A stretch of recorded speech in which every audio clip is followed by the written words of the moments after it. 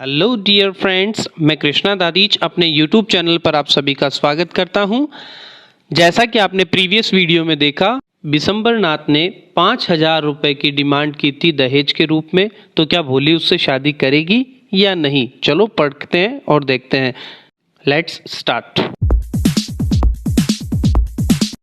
एक बार फिर से आप सभी का स्वागत है। अगर आपने मेरे चैनल को अब तक सब्सक्राइब नहीं किया है तो सबसे पहले उसे सब्सक्राइब करें, वीडियो को लाइक करें। तो देखिए, भोली अब बोलती है, पिताजी, सेड भोली इन अ क्लियर लाउड वॉइस। भोली ने तेज आवाज में स्पष्ट शब्दों में उच्चारण लिया, पिताजी। And her father, mother, sisters, brothers, relations and neighbours. उसके माता, पिता, बहन, भाई, संबंधी और पड़ोसी were start to hear her speak without even the slightest stammer. Start मतलब होता है अचंभित रहना, हियर सुनकर, her speak without even the slightest stammer. Slightest मतलब किंचित मात्र या थोड़ा सा भी, स्टमर मतलब हकलाहट। बिना किसी हकलाहट के भोली को इस तरह से बोलता हुआ देखकर सभी व्यक्ति आश्चर्यचकित थे। पिताजी, टेक बैक योर मनी। पिताजी, अपने पैसे वापस ले लीजिए। I am not going to marry this man. मैं इस आदमी से शादी नहीं करने वाली।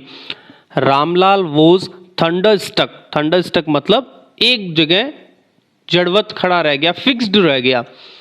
The guest began to whisper. जो मेहमान आए थे वो बातें बनाने लगे, कानाफूसी करने लगे। सो शैमलेस, देखो कितनी बदतमीज। सो अगली, देखो कितनी बदसूरत है। एंड सो शैमलेस, कितनी बदतमीज है। Bholi, are you crazy? Shouted Ramlal. तो भोली के पिताजी जो है वो चिल्ला के बोलते हैं, भोली तुम पागल हो गई हो क्या? You want to disgrace your family.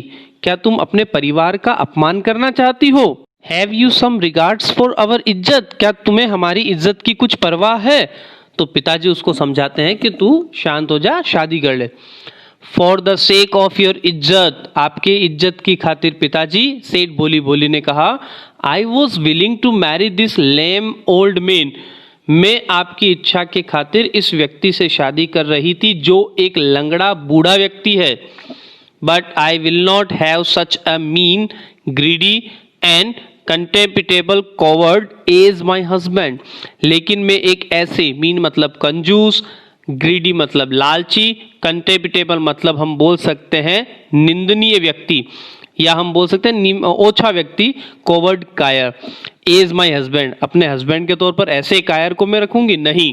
I want, I want, I want, मैं नहीं करूंगी शादी, नहीं करूंगी, नहीं करूंगी। वॉट ए शैमलेस गर्ल, देखो कितनी बदतमीज लड़की है। We all thought she was a harmless dumb cow. हम सब ने तो सोचा ये तो एक नुकसान न पहुंचाने वाली गूंगी गाय है।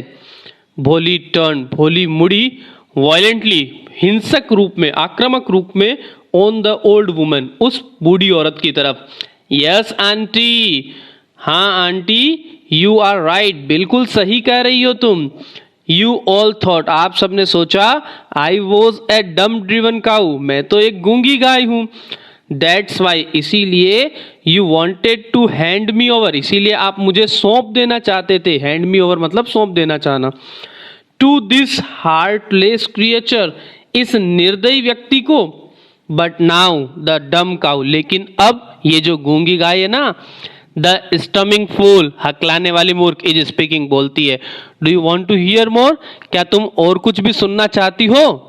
भोली ने बड़ी निडरता से इस बात का जवाब दिया कि अगर मैं कुछ बोल नहीं रही हूं तो इसका मतलब तुम मेरे साथ कुछ भी करोगे। बिशंबर नाथ शादी करने के लिए आया था। द ग्रोसर, वो व्यापारी, started to go back with his party, अपने लोगों के साथ वापस जाने लगा। द कंफ्यूज्ड बैंड्समैन, मतलब अचंभित जो बैंड वाले थे, थॉट, उन्होंने सोचा, this was the end of the ceremony, कि शायद ये समारोह खत्म हो गया। And stuck up a closing song, और बैंड के अंदर जो रास में विदाई का जो गीत होता है वो बजाने लग गए साहब। शादी में जो अंतिम विदाई के गीत होते हैं उसको। Ramlal stood rooted to the ground, Ramlal एक ही जगह पर खड़े रहे। His head bowed low, उसका सर नीचे झुका हुआ था.